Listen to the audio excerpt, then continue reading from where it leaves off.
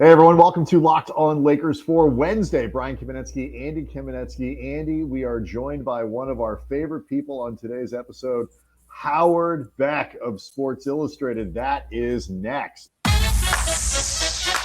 You are Locked On Lakers,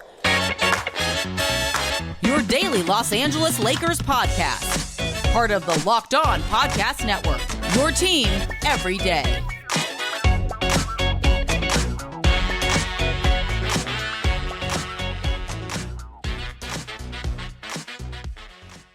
Thanks to everybody for making Locked On Lakers your first listen of every day, Monday through Friday, no matter how or where you get your podcasts. Always free, never behind a paywall. Do want to let you know that today's episode is brought to you by Bet Online. Bet Online has you covered this season with more props, odds, and lines than ever before. Bet Online, where the game starts. I mentioned that it's never behind a paywall. I mentioned that people can find the show on Locked On Lakers on YouTube, and if you are doing those things, you get the treat of seeing the great Howard Beck of Sports Illustrated, who joins us for today's episode. It's good enough to read his words because they are always powerfully written, but to see the face of the man delivering them at the same time is even more powerful. Howard, how are you? I'm doing well, guys. Thank you for that. Not sure I can factually support everything you just said as a journalist. The facts matter, and I'm not sure that I could support a lot of that. But it's great to be with you. Great to see you both. And, if people decide they need to watch this on YouTube also, let me just apologize. Well, we've decided they need to. I do appreciate the gifts loaded in also. That's a nice thing. Well, also, a happy little tune. A happy little tune introducing the podcast. Yeah, I feel like I'm on a game show with that song. Howard, if you want, we can employ just random music into the show. Is this your Casio keyboard you've just fired up? No, these 1982. These are the free sound effects that comes with StreamYard. Phenomenal. That's just great. No license fees for us. Of course, you know Howard Beck from Sports Illustrated. Do you have a title there, Howard, or are you just like senior writer, which just means I'm old? That's not what they mean. But he is part of a group. They put together a really cool book. It's The Greatest Show on Earth, a history of the Los Angeles Lakers winning tradition. It does not cover much from the last decade, except for maybe 1 year. But it's a really cool compilation. Howard wrote the forward. He's got one of the stories inside of it. It's like a dozen or so, or even more than that, of 15. some of the best stories that have ever been written by great Sports Illustrated writers, Frank DeFord, Jack McCallum, Lee Jenkins, Howard, on different championship eras of the Lakers. This is a really cool compilation. We're going to talk about that. But Howard, not sure if you've noticed, Lakers are off to a raggedy start. This is not a season, it seems like right now, that is going to end up in the next version of Sports Illustrated's books about the Lakers winning traditions, unless you see something that we don't. I think what I'm most concerned with is the fact that the point guard is spreading anti-Semitic tropes, and the coach has just been fired. Oh, I'm sorry. That was the other team, the one in my different backyard. bleep show. Yeah, there's so many to choose from these days. Look, Westbrook had a really nice game the other night, and everybody seemed very happy, and they won. So that's something, right? Yeah, I'm not sold on where the Lakers are at all. I think the best thing I could say, the most optimistic version of this I could muster, is LeBron James is still a force to be reckoned with. I think still playing at an all-NBA level. Maybe they can get closer to a full season out of him this year. And Anthony Davis sometimes looks like the old Anthony Davis when he's not reaching for his back. Which, by the way, very alarming. Even in a win the other night, even in that happy, everybody's smiling win, everybody's playing well, whatever. Like, he comes down and he immediately winces and reaches for his back. Like, how many times a game? That's just, man. And not to minimize it, like it's obviously it's a terrible thing for Anthony Davis. He is dealing with this. But for that to be going on in week 2, week 1 and week 2, like that's a bad sign. Westbrook embracing the 6-man role, seemingly, at least the other night, and playing well in that role. Okay, good thing. Something that a lot of us thought should be going on for quite a while already. But there's still, the deficiencies are all still the same as we knew before the season began. They don't have depth. They don't have shooting. They don't have, perimeter defenders. And I don't really know how effective Westbrook is really going to be like this night in and night out. So yeah, I don't see this team as anything more than a play-in team. I'm still of the belief that the sooner they can trade Westbrook and the 2 future picks for something useful, the better. But in the meantime, if you can get Westbrook's value back up a little bit, I mean, it's not gonna change things dramatically, right? Whatever you get, you're gonna get. But I mean, a team might be more comfortable doing the deal if they see something from him. Although I think probably the kind of teams you're dealing with are still the kind of teams that are just going to acquire him and buy him out. Really, the incentive is the picks. So, and I see that potential deal differently than some, but we can get to that. I'm sure we will end up getting to it.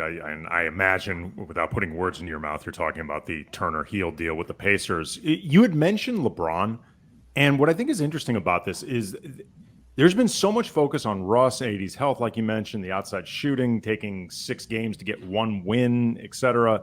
Like, it's fallen under the radar, I think, that LeBron, by his standards, has actually gotten off to a very inefficient, kind of meh start. Like, looking at some of these numbers for LeBron right now through 6 games, lowest overall field goal percentage since his rookie season, 44.7%, lowest 3-point percentage ever, 26%, on the second highest volume of his career.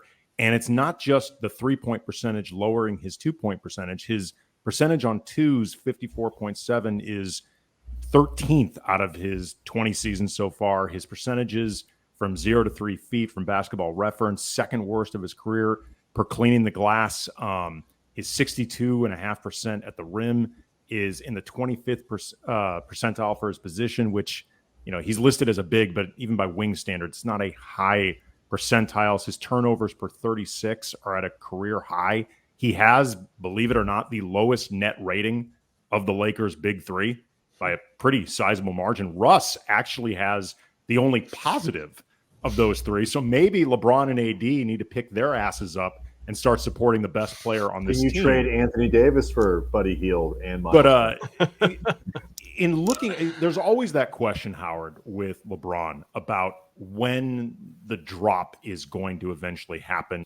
How concerned are you about, I guess, the Lakers entering that stage with LeBron? And either way, what does it mean for them if that decline starts happening before the theoretical end of his time with the Lakers, maybe the 3rd year of the 3 years he's under contract, the 2nd year, whatever? But what does it mean to them if it starts becoming clear we've arrived?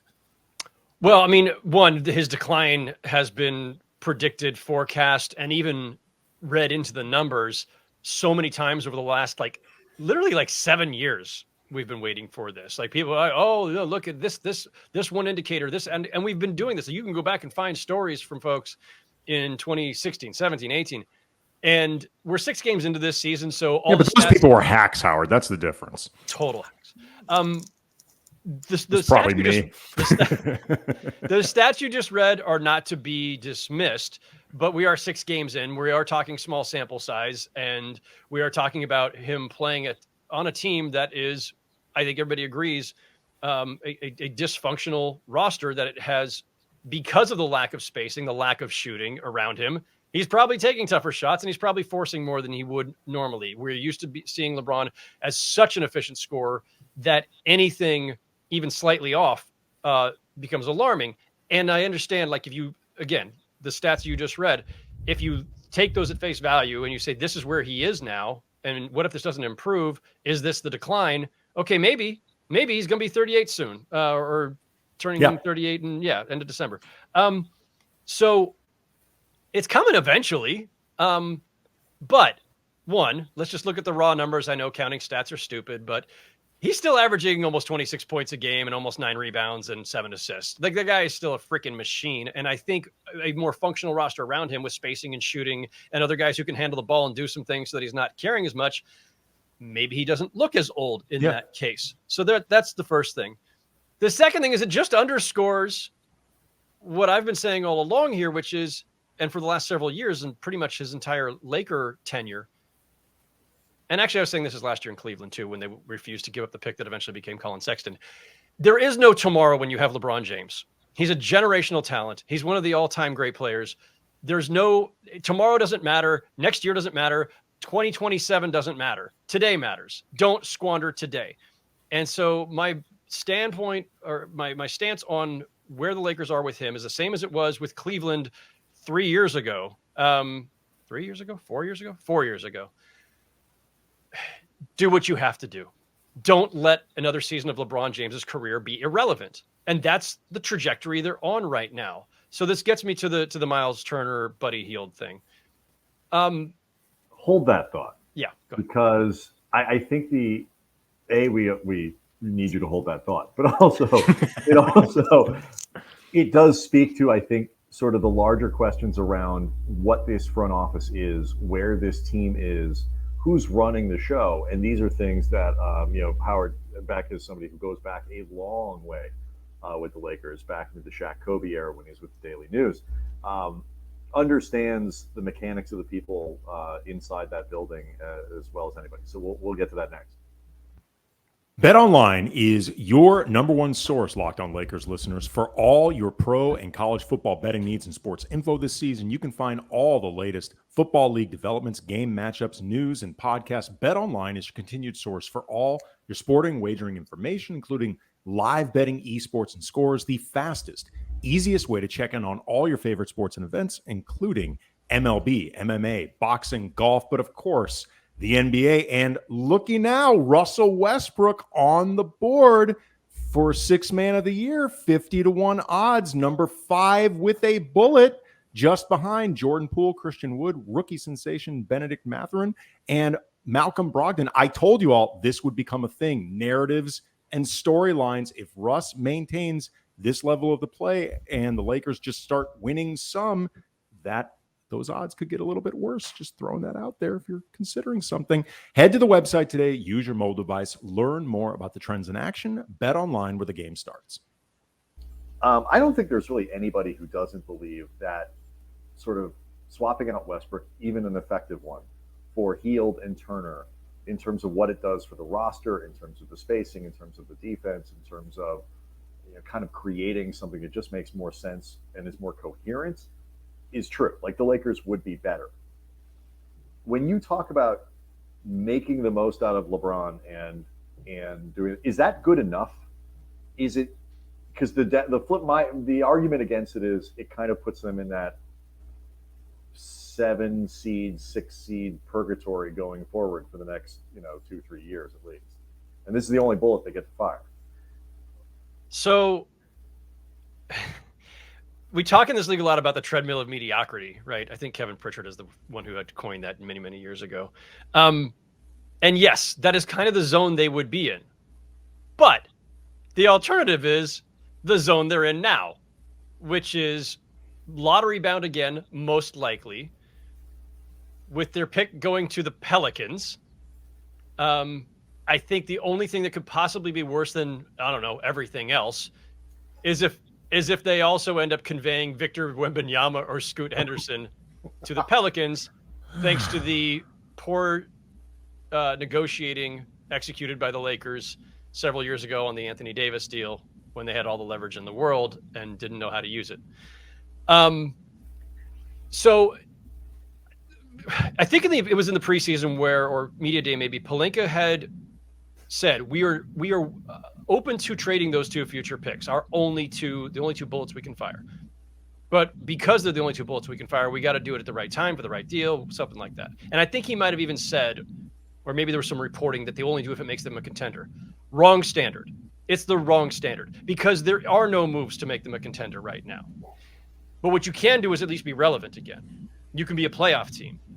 And yes, when you have LeBron James or when you have superstars in this league, the ideal, of course, is to contend year in, year out. Not realistic in every season. The best you can do sometimes is to give yourself a fighting chance. Holding on to those picks for fear of spending them on the wrong thing, for fear of not being a contender and only being a 6 seed, condemns you to another lost season. Almost certainly. This roster's not getting to do it. It just isn't. So maybe it's not Hield and Turner.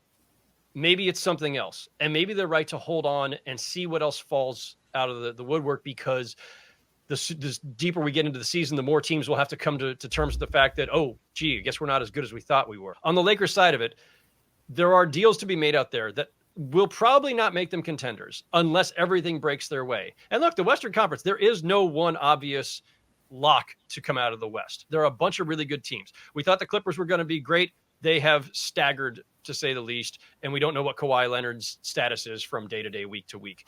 The Nuggets have been underwhelming, losing to, the Lakers, right. The Warriors have been wobbly. There is no clear favorite in this conference right now. So that being the case, you don't need the perfect deal. You don't need the ideal trade. You just need a deal that fills a couple of holes and makes you a sounder team with more shooting and makes you relevant. And the Hield Turner deal, I think, kind of does that. Okay, so this is the question I have about that, because the name of the book is not, the greatest show on earth, a history of the Los Angeles Lakers relevant tradition. It's do you think the Lakers would be content for that? Because they are really stuck between their sort of their imaging of, we always contend, or it's like, Kobe style, it's a waste of our lives, versus a realistic understanding that if we do this wrong, if we compound the error of the Westbrook trade, we're not just going to be bad this year, next year, whatever. We're going to be bad for the next half decade. Yeah. Where do you think, given the just sort of the externals that we kind of put on this front office and the way they look at themselves and the way they view themselves as a franchise, where do you see this kind of evaluation of the value of relevance? So in the Lakers, self-image, as you put it, there is only, it is kind of the Kobe prism, right? You're either contending or you're nothing, and there's nothing in between. And I think a lot of the time that applies. And I think at the peak of the Kobe Shaq era, the peak of the Kobe Powell era, the peak of Showtime, and even the beginning of the LeBron era, that is the standard, and fine. That's fair. For most other teams, just being really, really good and in contention and maybe making a deep playoff run year in, year out would be enough. For the Lakers, it's different. Fine, I accept that. Lakers exceptionalism is a real thing. But this is not the usual construct. LeBron is well past his prime. He is in his twilight, maybe longer than anybody else's twilight in the history of the game. But he is in his twilight, still performing at a high level, still potentially all NBA, still, if everything broke right, maybe even in the MVP discussion or the fringes of it. But Anthony Davis does not seem himself, and Westbrook is not who he used to be. And as we all know, that was a bad idea in the first place to even make that deal. Also goes to Lakers exceptionalism. Put a pin in that. We'll come back to it. But the fact is, the standard right now can't be the old standard of you're either contending for titles or everything else is irrelevant. No. The standard now is you don't know how many more elite seasons of LeBron James's career you have, and you shouldn't waste any of them by being a lottery team or a fringe play-in team. You should give him a better chance to win. And if you're not doing that, you're failing him, you're failing your franchise, you're failing the fans, you're failing history, because history is going to look back on this and say, man, how did LeBron James get saddled with that? How much do you trust? Because, I think it's fair to say the Laker front office does not have the full belief of the fan base. We recently saw Jeannie Buss's reaction to being asked by Rich Eisen about how she chooses her inner circle. Based on what you've seen, how much do you trust their ability to thread a needle here? Because they only have one shot at getting this right. I mean, I'm probably maybe not quite as well. I'm probably in the same range of skepticism as Laker fans are, because the track record of this front office, this leadership group, hasn't been great. Now, that's a harsh thing to say about a team that won the championship as recently as 2.5 years ago, less than 2.5, 2 years ago. I often forget that championship was won in what, September, October? It's crazy. October. It's just messes with my head. Yeah, but they won the championship. But LeBron chose the Lakers because they were the Lakers, and it didn't matter. The three of us could have been running the front office, and LeBron would have chosen the Lakers. Anthony Davis, as a clutch client and as somebody who wanted to play with LeBron and wanted to be in LA and wanted to also be with the Lakers, again, it didn't take a genius to make the deal for Anthony Davis. And in fact, as I've said many times, and I wrote it back at the time, they won the trade and lost the negotiation. I've probably said this on your podcast before because I've said it everywhere. So they got the two guys who got them to a championship. Fine. And they managed to get the right kind of roster around them for that season, but they had the wrong roster around LeBron to start with. We're going all in on playmakers, forget shooting.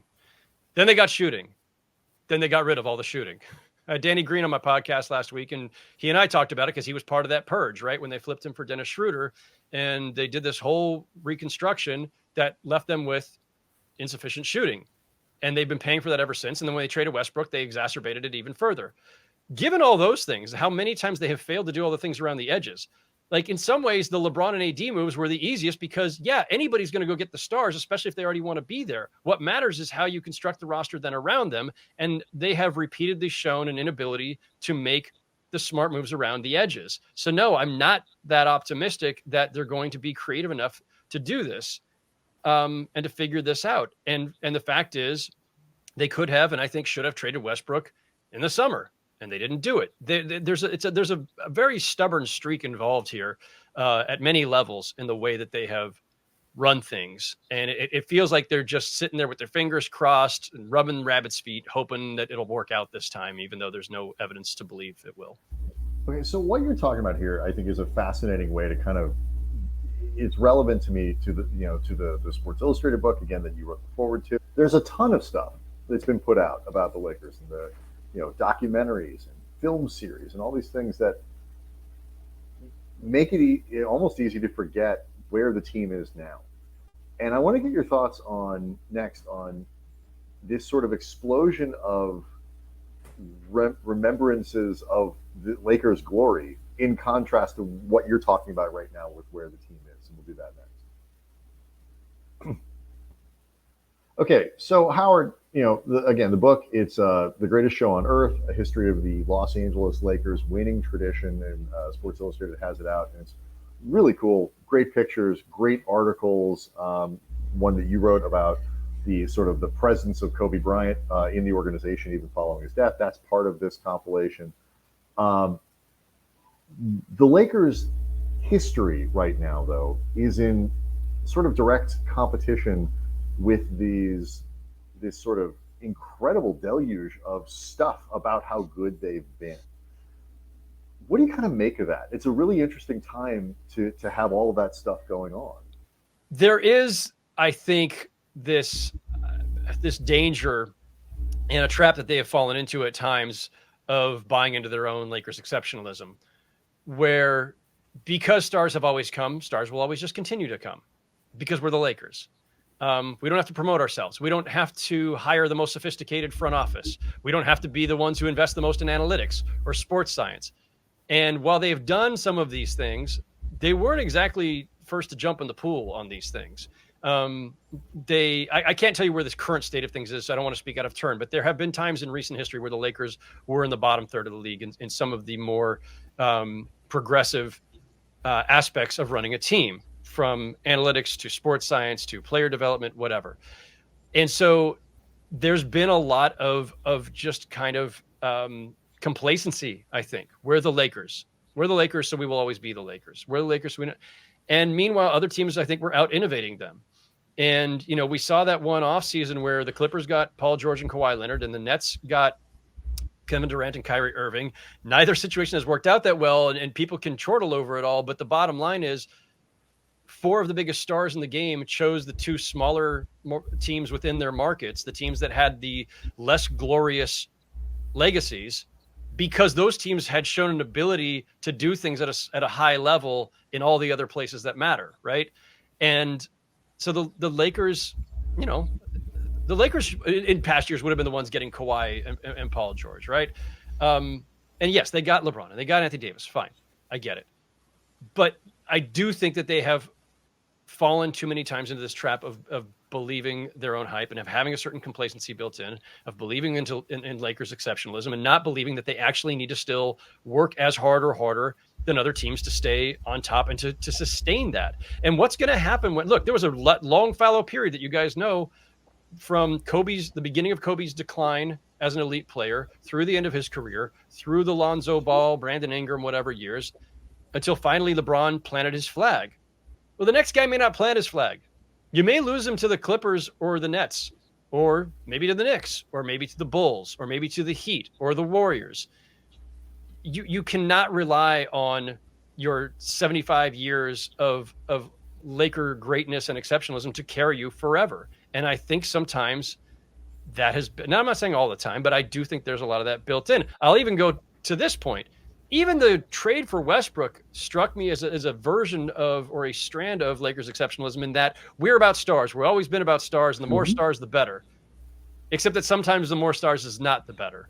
Well, and that was a one step too far. That actually gets into something I wanted to ask you about, with that reverence of the past and their own branding, and like you said, sometimes believing their own exceptionalism too much. There's that ethos of we're always competing for championships. That's what we do every season. And like, that can be galvanizing for fans on some level. And it is great to have that type of history, but sometimes I think it leads to them, oftentimes, frankly, putting themselves as close to competing as possible, even when you're not actually competing for anything at all, as opposed to actually building anything. There is obviously a justifiable logic towards trading Lonzo and Brandon Ingram, Josh Hart for Anthony Davis. But I think the outward disinterest in ever going that route is extremely limiting for them as an organization. Yeah, I agree with all that. All that said, if you have those guys, you drafted them, you developed them to a certain point, could you have held on to them, developed them further and whatever? I mean, look, you got the chance to get Anthony Davis in his prime, pair him with LeBron James, that got you a championship, and the ends are going to justify the means every time there. You can make a case that winning the championship in 2020 might be the worst thing that's happened to them, because it has allowed them to put off even further any reckoning with the way that they run the team and how to do it in a sustainable way beyond a 2 or 3 year window. But that reckoning is going to come anyway, because some point in the near future, I think LeBron James will retire. I don't know when, or he might be 50 by then. Yeah. I think he's going to retire after Bronny retires. I'm going to retire before LeBron retires at this stage. But LeBron at some point is going to move on. And when he does, what are you going to be then? And granted, that is part of the reason, going back to the picks, why they want to hold on to the picks if they could, but that's just not realistic. You got to deal with 2027 and 2029 then. In the meantime, as I say, maximize LeBron's career. But yeah, in the meantime, there's also it's not even about those picks. It's not even about what you do the day that LeBron retires. It's who's running things and how they're running it and what the overall governing philosophy is on how to rebuild. Because it's hard to do unless somebody on day one says, a superstar on day one says, I'm going to go take LeBron's salary slot with all that cap space they now have. You cannot count on that. My last thing for you is, these problems that we talk about, and Andy and I get into it, but we're hyper focused on the Lakers and what they do and all this stuff. You have a more worldly view, I think, of the NBA, and obviously, certainly a deeper background than Andy and I do around the rest of the league.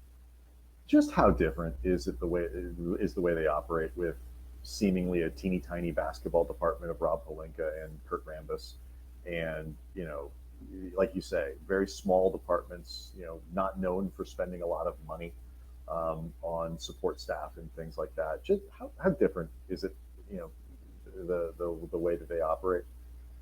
That is part of the complacency, I think, that's built in. They have always had one of the smaller front office staffs, one of the smaller support staffs, smaller pretty much everything staffs. They've never been afraid to spend on players, And starting with the moment that they hired Phil Jackson back in '99, they have never feared spending on coaches. But everything else kind of varies. And I do think that is an issue. Now, there are front offices. I know of somebody who recently, well, I'll just say it this way. I had a conversation with somebody recently who's been in different kinds of front offices in this league, and mentioned the difference between being in a front office with way too many voices versus one that was a little smaller and focused, where you could have a real dialogue and every voice could be heard. So you can make the case in either direction, but I think the Lakers have been at the wrong extreme in this regard, maybe too small, but also too insular. That's what I was going to say. It's not just the amount of people; it's also who are the people in the room. Yeah. The Lakers have always been about this Laker family idea. So it's always, it's Magic Johnson because he's Magic. It's Rob Pelinka because he was Kobe's agent. It's Kurt because he's a lifetime Laker, for the most part, after leaving to go to Minnesota, New York, whatever. But like, it's this insular group. And I get it. I understand where Jeannie's feeling is. Like, I want people that I know and trust. And she's not alone in this, right? Vivek Ranadive hired Vlade Divac. Why? Because he knew and liked Vlade, and Vlade was an icon for the Kings. And then Vlade hired Peja, another Kings icon. It didn't go so well. And then he finally had to fire them. And he went outside the organization, hired Monty McNair, who had come up under Daryl Morey in Houston, one of the most innovative teams, one of the most progressive teams in the NBA. Now, have the Kings turned it all around in a spectacular way? No. Again, not really the point. The point is you do have to, at some point, I believe, look outside your organization and see what other teams are doing that is creating success. See what other teams are doing that is different, that is innovative, that is creative. The Lakers have never done that. They never go outside. And I'll make this historical reference point too. And I may have made this before on your show. The Lakers never actually had to hire a front office for about 40 years. Because it was Jerry West, and then it was Jerry and Mitch, and then Jerry moved on, and Mitch ascended, and that's it. So that covered a massive length of time until finally when Jeannie took over, and she fired Mitch and fired her brother, and then she hired Magic and Rob Pelinka. That is literally the first serious change in front office since the 70s. Yeah. I'm counting Jerry and Mitch as one entity, essentially, because Mitch was with Jerry for so long, and he was an extension of him to a large extent. That's a long time to go without having to actually decide to hire a new front office. And so they have no practice at this. They have no experience with what does it take in today's NBA, in the 21st century, right? In the 21st century, how is it done now? Well, there's some of these headhunting firms. People, have differing opinions on how effective those firms are. There's just the basic, to me, common sense approach where if I inherited, I don't know, several $1 billion tomorrow, could buy a team, I would go to Sam Presti and R.C. Buford and Masai Ujiri and Pat Riley. I would go to the guys that we all think are the best of the best, and I'd say, hey, how much would it take to pry you loose? And then when they say, no, I'm happy where I am, I'd say, okay, that's fine. Who's the next you? Or who's on your staff that is really deserving of their own shot? Like, that's, to me, the way that the NBA operates in today's environment, in an environment where it's not just get a GM like Jerry West, who's just a phenomenal assessor of talent, right? Now it is so more complicated now. Being the president or the GM is about, it's managing people. It's about the organizational structure. It's about how much focus you're putting into scouting versus analytics versus sports science versus player development, because you need all of these things. And it's a much more complex job than it was for, most of Jerry West's career, all of his career with the Lakers. And so you have to approach it as such. You can't just say, oh, I'm going to grab a few people. Like, look, Kurt knows more about the NBA than I do. And Rob Pelinka probably knows more about basketball than I do. He played at the Division I college level. I didn't. But what I do know about the NBA is that it's complicated. And just being around basketball for a long time is not necessarily the thing that qualifies you. And I know, unlike all these people, I want to be very clear. Like, I'm not sitting here trying to tear them down. And it's not to insult anybody. It's just that I think that the NBA, the way things are in 2022, you have to have a broader view of how to construct a front office, the kinds of expertise you need, and sometimes the number of people you need too. And I just don't think the Lakers have ever confronted that because they haven't had to. He has written many things, many great things over the course of a long career in sports journalism. The most recent being the introduction to The Greatest Show on Earth, Sports Illustrated's history of the Los Angeles Lakers winning tradition. It is a great reminder of the kind of writing that has been in that magazine for long, with Frank DeFord and John Papanek and Lee That Jenkins. hack Jack McCallum. Oh, and managed to pump He's out so a couple great. good things here and there. He's awesome. So if you are a person who's particularly a person who loves just the kind of sports writing that we don't see as much of anymore, and want to go back and look at that, it's a great book to do it. And of course, with one of the greatest forwards ever written, from Howard Beck. I should say there is actually a 30% discount code too. If people go to triumphbooks.com, which is the publisher of the book, go to triumphbooks.com, do the search for Greatest Show on Earth. And then when at checkout, you punch in Lakers 30. Wait, Lakers 75 or Lakers 30? No, it's Lakers 30 for a 30% discount. There you go. Appreciate the time, Howard. Thanks, Thank guys. you so much, very man. It was much. fun. Thank you.